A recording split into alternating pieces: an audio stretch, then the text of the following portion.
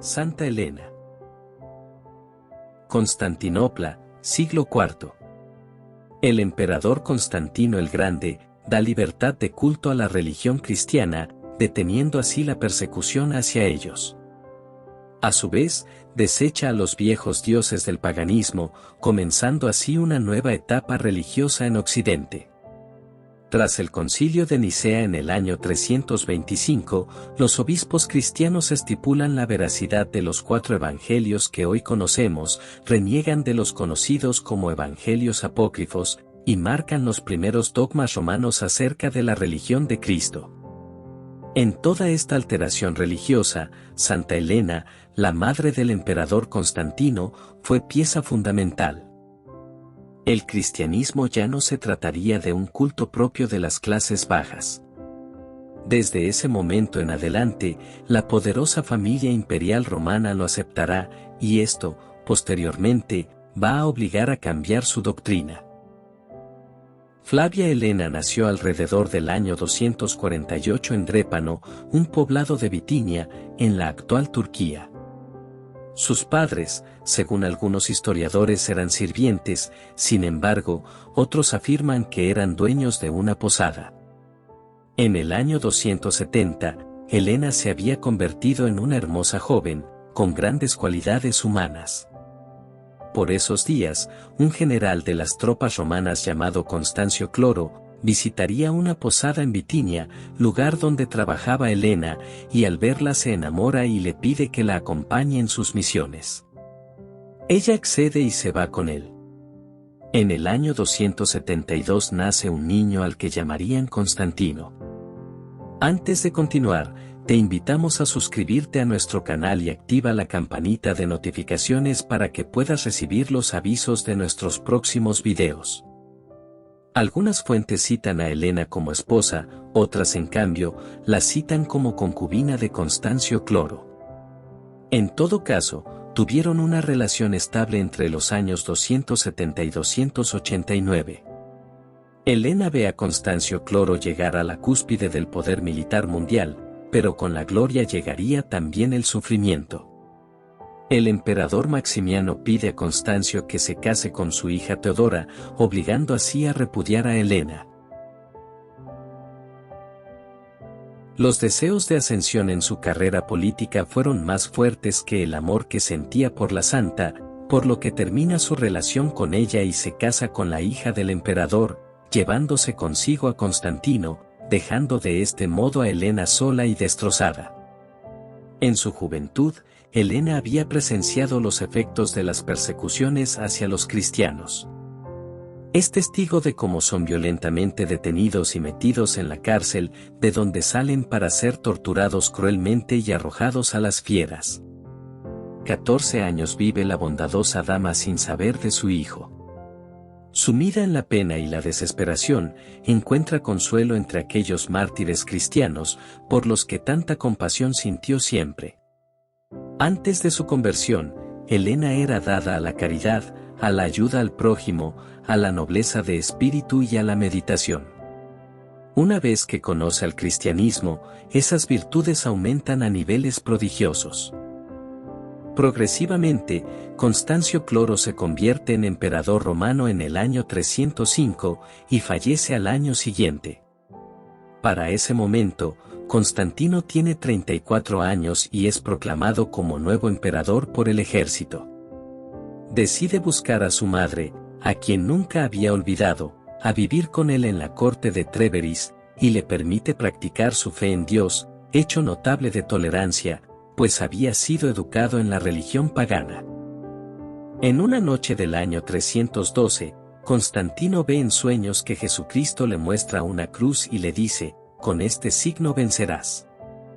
Haciendo caso a esa visión, el emperador lucha bajo el símbolo de la cruz en la batalla en el puente Milvio o en Roma, y obtiene una fulgurante victoria sobre el aguerrido Magencio, quien reclamaba el trono del emperador.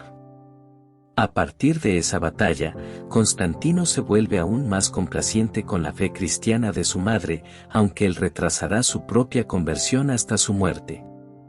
Por su parte, Elena en su humildad, daba grandes ejemplos de caridad. La madre del emperador tenía pleno poder para ayudar a los más necesitados, no importaba que fueran cristianos o paganos. Tras el edicto de Milán en el año 313, que prohíbe la persecución de los cristianos, se percibe la influencia materna, y también en los edictos posteriores, que terminan vetando el culto a los dioses paganos. La religión cristiana tendría en adelante libertad absoluta. Con estos decretos, se acaban 3 siglos de crueles y sangrientas persecuciones, torturas y asesinatos de los emperadores romanos contra la Iglesia de Dios. Constantino, pese a la aceptación de esa nueva fe, teme hacer el ridículo aceptando una religión que podría ser falsa, y exige a los obispos que aporten toda la veracidad posible a las historias sobre Jesucristo, y le den ese toque protocolario que hasta entonces no había tenido. El emperador necesitaba pruebas físicas de la existencia de Cristo para aguantar la frágil fe de los hombres. Y esas pruebas solo podían encontrarse en la ciudad sagrada de Jerusalén. Fue entonces cuando Constantino decidió mandar a su piadosa madre, que tendría cerca de 75 años, a Jerusalén para encontrar la cruz de Cristo. La prueba física e irrefutable de la religión verdadera. Estudiosa a más no poder de la doctrina cristiana y de voluntad inquebrantable, Helena parecía la persona más indicada para realizar esta complicada búsqueda. Tras su llegada a Jerusalén, Santa Helena interrogó exhaustivamente a los sabios judíos para conocer la localización exacta del Gólgota, el monte Calvario donde, según dicen los evangelios, Jesucristo fue crucificado. Las escrituras indicaban el nombre del monte, pero no su localización exacta, y los nombres que le asignaban a los distintos elementos de la naturaleza cambiaban constantemente en esos tiempos. 300 años después de la muerte de Cristo, no existía monte alguno que se levantase bajo semejante nombre. Una vez que le señalaron el lugar exacto, comenzó la búsqueda de la cruz, constituyendo uno de los primeros trabajos arqueológicos de la historia. Buscó, día y noche, con todo el fervor que a la bendita mujer correspondía, pero todos los esfuerzos fueron insuficientes.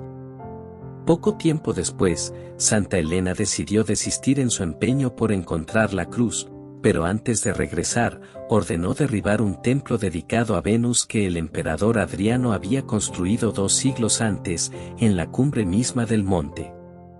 Su intención era construir una iglesia que marcase el lugar del Santo Sepulcro. Según indican los evangelios, tanto la crucifixión como la sepultura de Cristo fueron efectuadas en el monte Calvario o sus cercanías, y al no encontrar la emperatriz ningún rastro de la cruz, preocupada porque su viaje hubiese sido en vano, decidió erigir la iglesia que hoy conocemos como el Santo Sepulcro antes de regresar a Constantinopla. Fue entonces cuando empezó a recibir buenas noticias. A los pocos días se le informó que 3 cruces habían sido descubiertas en el lugar donde se había levantado el templo de Venus, y rápidamente se dispusieron a probar su veracidad. Recurrieron a los métodos de la época para comprobar su autenticidad. Acercaron a un enfermo a la primera cruz, y al no haber mejoría en él, lo acercaron a la segunda, con el mismo resultado. Pero al acercar el enfermo a la tercera cruz, sanó milagrosamente, dictaminándose que esa tercera cruz solo podía ser la verdadera cruz de Cristo. Los demás descubrimientos sucedieron con suma rapidez.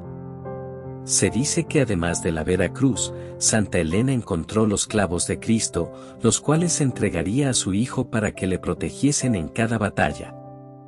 La tablilla de la cruz donde venía escrito el lema, Jesús el Nazareno, Rey de los Judíos, INRI. Un pedazo de la santa túnica que vistió durante su crucifixión, la escalera santa por la que se dice que ascendió para ser juzgado y un fragmento de la cuna de Jesús. Y por supuesto, el Santo Sepulcro. En Tierra Santa hace construir 2 edificios más, uno en el Monte de los Olivos y otro en la Cueva de Belén. Permanece algún tiempo en Palestina, sirviendo al Señor con la oración y las obras de caridad. Cuida a los enfermos, liberta a los cautivos y da alimentos a los pobres, siguiendo siempre el ejemplo de cristiandad. Con 80 años regresa a Constantinopla, dándole una gran satisfacción a su hijo.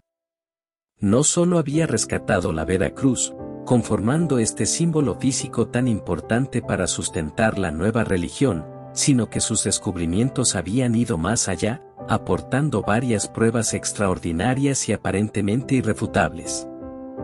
Santa Elena muere por el año 329 sin que se sepa el sitio. Esposa abnegada, madre ejemplar, cristiana perfecta. Elena encarnó en su persona las cualidades de la Madre de Dios.